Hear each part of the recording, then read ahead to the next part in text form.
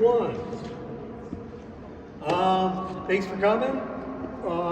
This morning was supposed to be a press release in the press release room with media invited, people invited.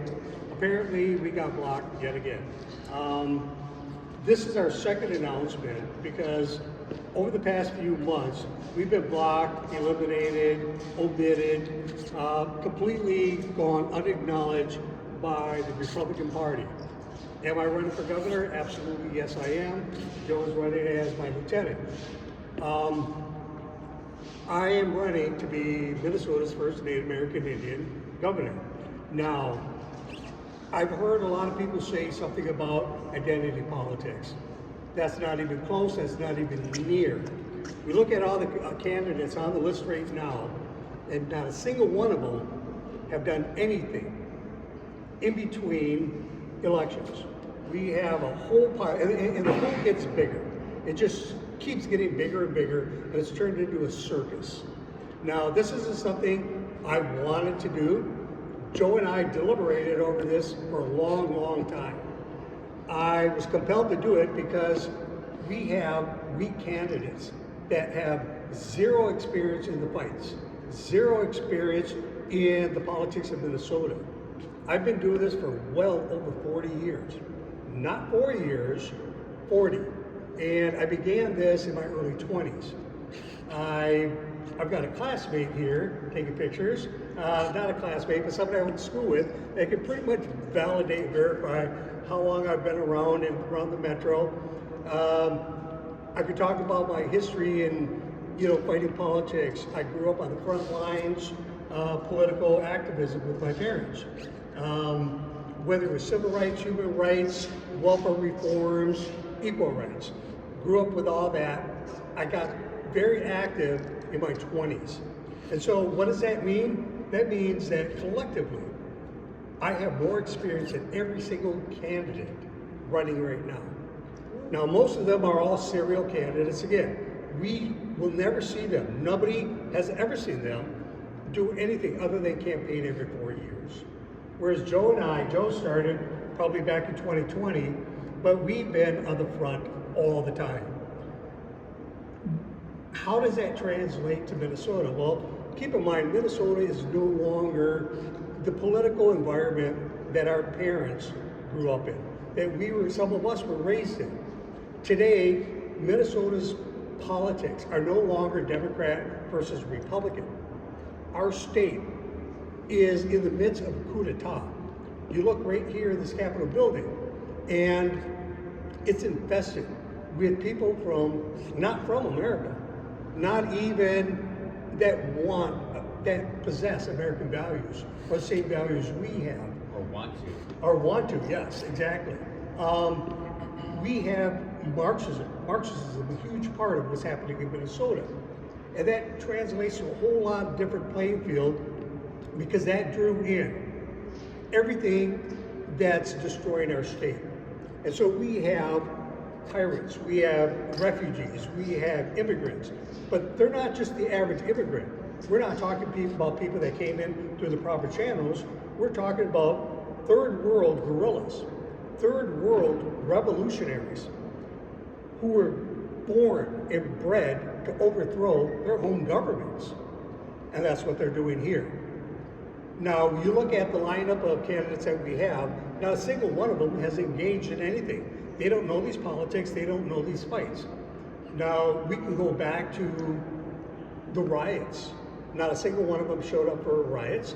Not a single one of them showed up to push back against school boards. They don't show up to push back at city councils. They don't know the fights that everyday Americans, everyday Minnesotans fight. We are constantly in a battle. And so we take that term, that freedom isn't free. And it's a very, very valid term, and it's something that's very relevant today. Now, as we look at the position we're in, we got to this position because we have weak candidates, weak leadership. We take a look at the fraud that's happening in Minnesota, and nothing's been done about it. It's been going on since as early as 2010. Nobody has taken any steps to stop it. That means that we have people in our legislature that were either complicit or involved, or just turned a blind eye. Whatever the case, they are still guilty by association. And so you don't expect that anybody in our legislature right now, or any of our candidates, are going to do anything about it. Now, when we talk about identity politics, that's not what's happening here. I'm a Native American Indian, and I understand, I can see the communism, socialism, I can see all the fraud. How and why? Anybody that's ever been to a Native American Indian reservation sees that whole template of how that's translated into our state. Whether it was through germ warfare, through COVID versus smallpox infested blankets, indoctrination of children versus, if you compare it to the Native American residential schools. At every turn, and everywhere you look, there's a good comparison, even down to the communist socialist environment that's being created in Minnesota can be attributed to the dependency of Native American Indians on reservation, the dependency on government programs to survive. And so these are those things that are translating into our state. And so I'm more than just like a Native American Indian. I am a very patriotic Minnesotan. I've been involved in these fights, again, for over 40 years. In the late 90s, I received the commendation for the city of Minneapolis for rescuing children out of a burning home. That's not, a big thing to the average person, but if you take that back, it's not just one thing either. I've been doing this consistently for the past 40 years. In the early 90s, when Officer Jerry Happ was murdered in Minneapolis at a Minneapolis restaurant, there was a problem getting resolution because they were gang members. During that time, I worked as a gang mediator to bring about resolutions. And I worked with, at the time, there was a pastor that had been doing the same thing from Chicago, and Gordon McLean, and I worked with him to bring about that resolution as well. Those are just some of the minor things that I've done throughout my life. Now, we talk about in the riots, it's people like us that kept that destruction, that violence, the rioting, the looting. We kept that contained in the metro area, and it was people like us and people within our communities that kept that from spilling out into Minnesota's rural areas, Minnesota's suburban areas. But a lot of people in these areas don't understand why they're able to live in nice environments still. Why their communities haven't been turned into crap holes like the Twin Cities. It's because people like us took that stance. And so you look at, again, today, this overflooding, this oversaturation of our candidates running for governor is insane.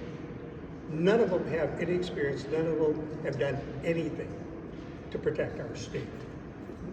I challenge people all the time. I generally carry around some index cards with pens. And I ask people to list 4 things. Pick their favorite candidate. Pick 4 instances where their favorite candidate had done anything prior to campaigning. To pick 4 instances where their favorite candidate had either challenged a city council, pushed back at school boards, defended communities, did anything that risked their position, their campaign, or a re-election. And for the most part, none can, because none of those people have fought for anything. Right outside these Capitol doors, I personally organize multiple rallies, protests to defend our state flag. Nobody came. Well, a few people came. Some of those people are in this room right now. None of the current candidates. None of the candidates. Not a single candidate showed up. Yet they're the ones jumping on bandwagons, shouting about how they're going to bring back the flag. My question is, how? And again, no identity politics, but how is some dusty, fuddy-duddy serial candidate white man going to bring back the Minnesota state flag? We saw what happened to Donald Trump. He spent his first term fighting and defending himself in courts. Here in Minnesota, any white old candidate, any old white man or woman is going to spend that entire term trying to defend themselves. And they don't know how because they've never been in this fight. And again, aside from identity politics, yes, I am a Native American Indian. But the fact is, though, I'm the guy that held and conducted the surveys to determine and get together the data to prove that Native American Indians were not, in fact, offended by the real Minnesota state flag, and that it should have never been removed.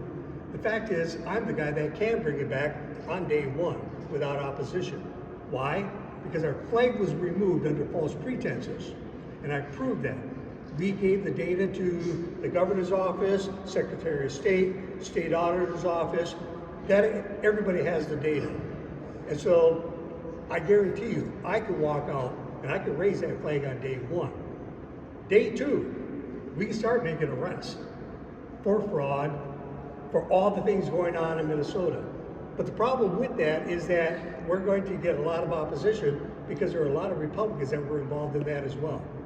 But I'm not afraid of that. A lot of politicians, a lot of candidates won't do that because it will jeopardize their candidacy, it will jeopardize re-elections.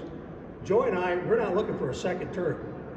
We will take one. That's not saying we won't take one. But I'm only going to commit to what I know I can do the first term. And that first term is cleaning up the mess. Day one, the flag goes up. Day two, we began the process of making arrests. Now, I've heard from other candidates, I've heard from legislators talking about a whole lot of bureaucratic bullshit. Legislative word salads about how you can't and investigations. No, we've had almost 20 years of that. There is enough evidence compiled. There is enough evidence to start making arrests and taking people down. Now, will it be the arrest that we want? Maybe not. But we do have the evidence and we do have the resources to start arresting people now. And a lot of people are looking at this, and I won't say a lot of people, but I would say the candidates make excuses. The legislators make excuses. And I think what they're looking for is either the big enchilada and take down this big, on a RICO Act type of thing and do this massive fell swoop. That's never going to happen. We have to think outside the box, and I know exactly how we do it. Is we don't go for the top. We don't go for the big score. We don't go for the lifelong sentences.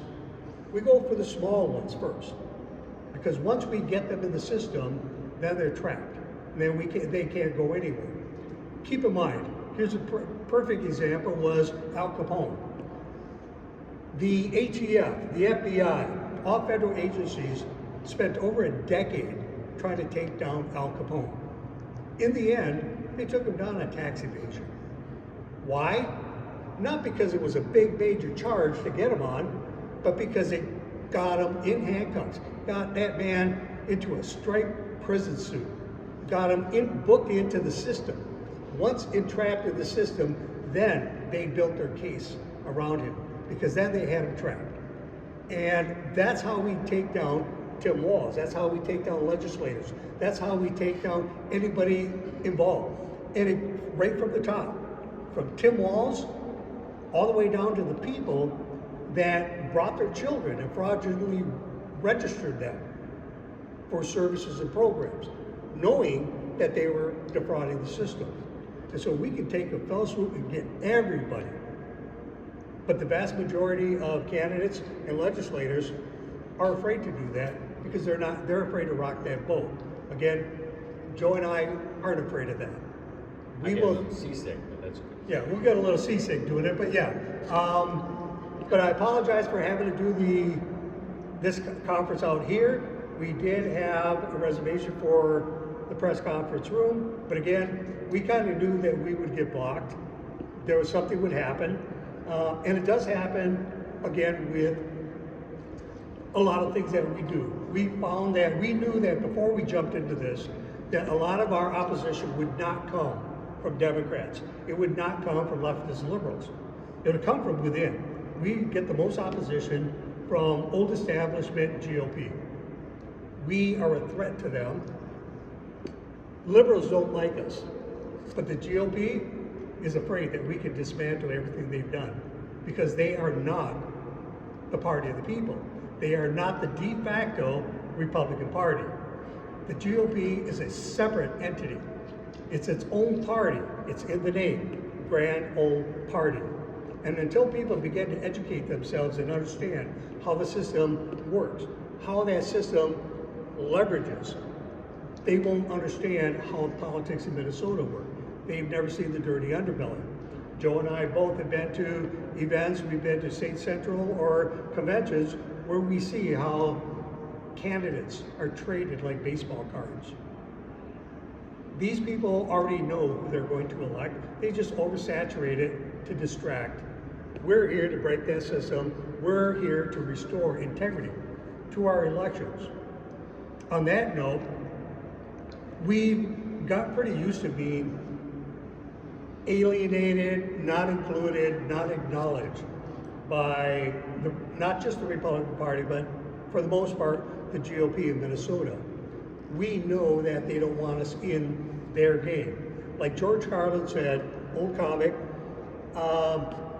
speaking about politics, he said, it's a big club and you're not in it. And that's very true because the everyday person is not in it. If you don't have a $1 million net worth, if you don't have a private country club membership, you're not in that club, which is horrific. It's nauseating because the everyday person, our government was designed for the everyday person. You should be able to be a bus driver, school teacher, a factory worker, a waitress serving drinks. You should be a soccer mom. Everybody has the right to run for their party. And you have the right, the party has the obligation to acknowledge that. The fact that they're not is legally considered election interference. And that should sicken everybody. That should piss off everybody in Minnesota. That we have gotten to this point where we have rampant fraud, we have Marxism tearing down our state. We can look all throughout our state and we see Marxists, socialists, communists inserted throughout our government, through small areas, through small government, through school boards, right into the state capitol. That's how it happened, is because we have election interference. And so again, our fight is not just with Democrats, and we're not just challenging them. Our fight is amongst our own. And not, I wouldn't say amongst our own, it's within the party. So-called our own. So-called our own. Anybody have any questions?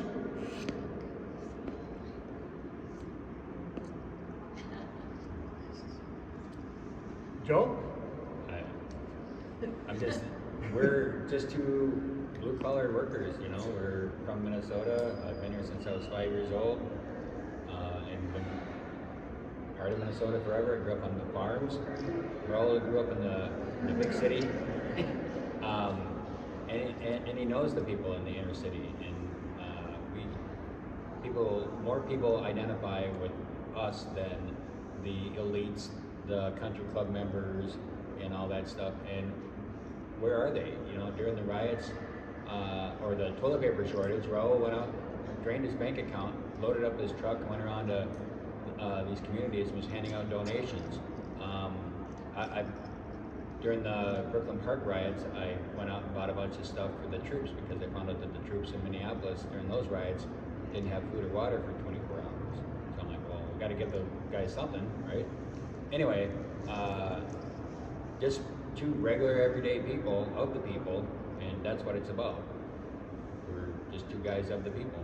So yes, Miss Humble. What's next and how can we help?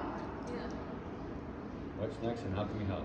What's next is, we already know that we're basically going to be pushed to the outside. And we're not needy. We don't care. We just want to establish and make sure that everybody knows that we are in fact running. This is not something, when you look at, these lists, these gubernatorial debates, chances are you're not going to see our name on those. Unless it's a Republican run, you're not going to see us on any GOP ones. They deliberately omitted and kept us out, blocked us off everything. No different than today. We had, this event planned and didn't happen. So we're standing here in the rotunda and we're just going to make do anyway. Don't expect to see us at a whole lot of gubernatorial debates. What we will do is be out in that community still.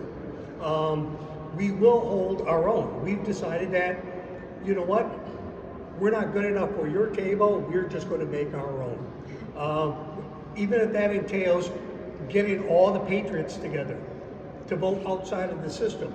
Now, I don't have any intention of dismantling the GOP. I mean, it's a privatized club. They have a right to have that. But the people of Minnesota have a right to know what they're doing. They have an obligation to be informed. For us, we have an obligation to inform them that they're not supporting the Republican Party. They're supporting a private entity that does not support them. And there's good grassroots, everyday people that are members of the GOP, and they've been blinded or whatever and schmoozed over, and they just think that that's the way it is. But the recent things that came out about the GOP and what they've recently done to us too, people are opening their eyes and like, whoa, I didn't know that was happening. An example, we went to Wright County, which is my area, for their DPOU meeting, and after Raul spoke, after Kristen Robbins, they invited Raul to come to their gubernatorial debate at the St. Michael Theater. Then the invitation for that came out and we weren't on it, or he wasn't on it. It's a gubernatorial debate, so I'm not debating anybody yet. So he wasn't on it, and I'm like, well, why is that? And they said, well, there's not enough room on the stage, and we had time constraints. But if you pay extra money, it's $25 per ticket, but if you pay extra money, you can schmooze and rub elbows with all the candidates for 2.5 hours after the event in a private area.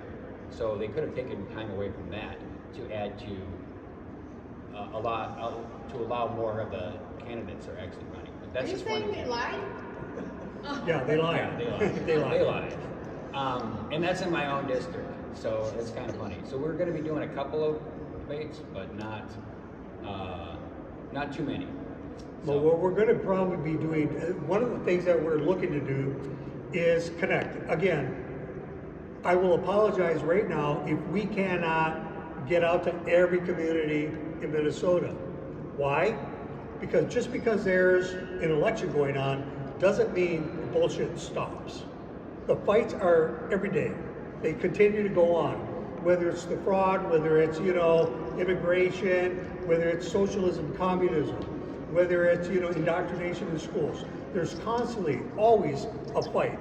And whatever the outcome of this election, come November, we're going to have the whole circus is going to go back to their safe little communities or safe little towns, and they're going to go back to being dormant for the next 4 years. They're going to go back into hibernation.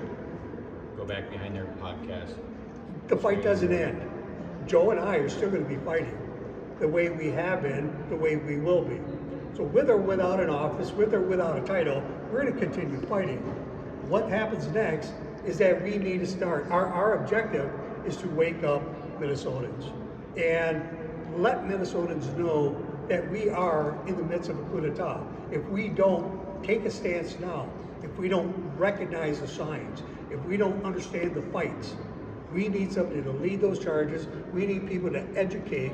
And during this time, we'll probably have Zoom meetings if we can to reach out to people. Maybe, be on the streets, whatever we do. You may not see us in, Winona, Minnesota, but doesn't mean we're not out on the streets fighting. And I can't apologize for, because we just simply don't have that luxurious time. We're not wealthy men. We're not going to be out there we have nothing better to do with our time. Let's go golf and go to a debate. No, we have fights on the street to take care of. There are people that are on the streets starving to death in the freezing cold. There's so many issues, whether it's trans ideologies, whether it's tax, whether it's economics, whether it's immigration, you name the topic or the issue, it's ongoing. It's not going to end today, tomorrow. It's not going to end if we get a new governor, if we get a Republican governor. In fact, if we get a Republican governor, the fight's going to get harder. And we know that's how it works. And so what's next is we just need to toughen up and start preparing everybody for a good fight. It's either that, or you can hope that in the next 10 years, you could potentially be lining up in a bread line waiting for your monthly rations. So. I think we need to be like a Scott Hustler and go door to door. Oh yeah, we do already do that. And I'm a hairstylist, and let me tell you, everybody in my salon, we're all Christians, but we're also very vocal. Years ago, we couldn't be because people would just go, hey, come here. Sure. We don't care. We have put the word out. Right. So that's what we're asking. We're not going to be showing up anywhere in a $800,000 painted up bus. We'll be showing up in my We the People Suburban that I built in 2019. That's a little beat up now, or my all black one. But yeah, we can use donations, but we're not looking at spending millions and millions of dollars. We'd rather take some of that money and go to the Faith Lutheran right here with this guy, and help fix their ventilation system. Yeah, so they can start cooking inside the church because they can't cook now because the vent's not up to code. So stuff like that. We're not going to spend it a bunch on literature. We're going to do I mean, hey, this costs what, $1? I mean, that's $5. Okay, $5. But anyway, you put $5 into it. That's what we're gonna concentrate on The people. concentrate our efforts on the people and what's going to benefit them the most, because that's what we've been doing. We're not going to change what we've been doing. We're just hoping that we can have the opportunity to do that from an office of authority where we can actually make some change, because I'm getting kind of tired of beating my head up against the wall. But I'm going to continue doing it because I got a thick skull. I'm Irish, so. Well, when it comes to a lot of these debates and these events, I think we've all seen the tickets on those. You pay $200 to go to an event. You pay $100 to go to an event. $5,000. There's $500 a plate dinners. The average person can't pay that. The average person does not. The average person is working paycheck to paycheck to survive, to support their families, to pay bills. That is, when you come to that point where you sell VIP tickets for people to come out and rub elbows with your candidates, then you've taken a servant and created a celebrity. We're not in the celebrity status. We are not to be deified. We are servants. We serve people half the time out of our own pockets. And so we're not looking to get rich or enrich ourselves. My goal as a father, as a grandfather, as a great-grandfather, is to create an environment, to leave behind an environment that my children, my grandchildren, my great-grandchildren can inherit and level that playing field so that they have a fighting chance in the world. Do you have a question? Are you guys going to be up in Morrison County today? Yeah, I believe so. I think so, yeah. Morrison County for sure. And even though we were uninvited to the Wright County one, I already bought tickets for the audience, so we're still going going to go. anyway. We're We're gonna show up and be doing it in Scott County, which is Raul's district. That's on the. I don't know. Morrison, Wright County for sure. Prior Lake. Prior Lake. There's a few other ones that There's a are. couple, but we're going to be selective because we've been actually formally invited. And And uninvited? But we haven't been uninvited yet, so we're still planning on going. But we're going to do a lot of our own events. So, yeah. So, like Raul said, this isn't the political landscape of our grandparents or even our parents. The time for Minnesota Nice is gone, over. and it's time for it. Savage Liberty! And that one too. Come here, Lord. Right here. And it is a good day to disobey. Because we have to break the system. We have to start coloring outside the lines. The bipartisan system, the old establishment, it's done. We need to unite as Minnesotans.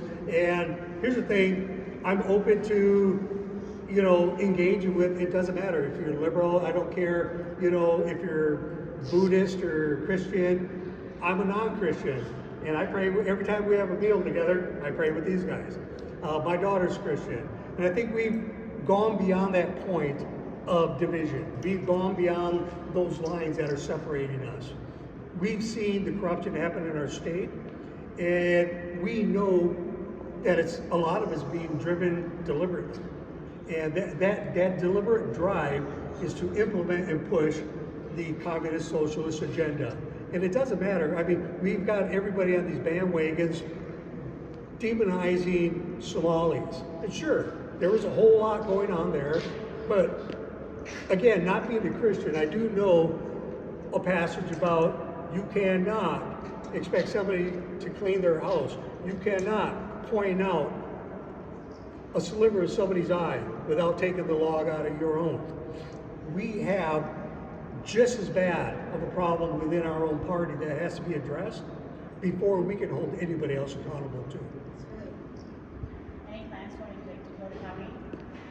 Dakota County, I live in Dakota County, and we have a problem with Dakota County. So in 2024, I went to the Dakota County, the CD2 caucus, and it turned out that they had nobody to run as their rep, to challenge Robert Bierman for CD2, one of the precincts. And so during the caucus, I threw my hat in the ring because we simply just cannot let these people go unchallenged. And so after doing so, I got no response from the BPOUs, from any of the groups in the area. Nobody wanted to touch it. And I got a private message from somebody in the group. Now, I'll be discreet about the name. I don't really like to publicize other people. And he was like, you know what? It's just a lot of bigotry. You do not represent the all-American golden boy image that they're looking for. But I want to keep in mind here and remind people that CD2, my area throughout Rosemont, Apple Valley, Farmington, that area is almost 60% ethnic. So I think I pretty much represent that community.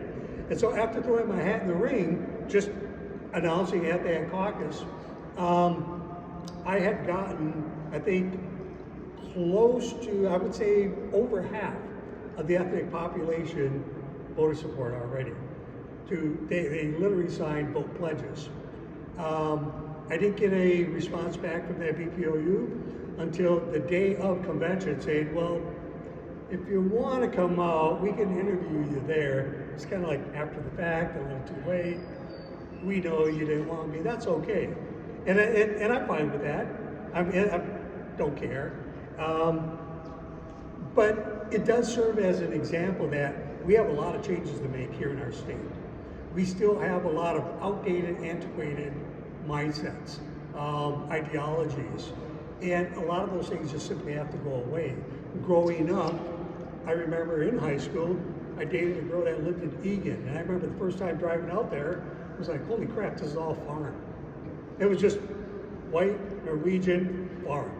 And that was the environment that we grew up in, 1979, 1980.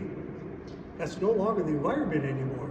I don't care where you go in Minnesota, you're gonna see Africans, you're seeing Asians, you're seeing, Cambodians and Hispanics and Native.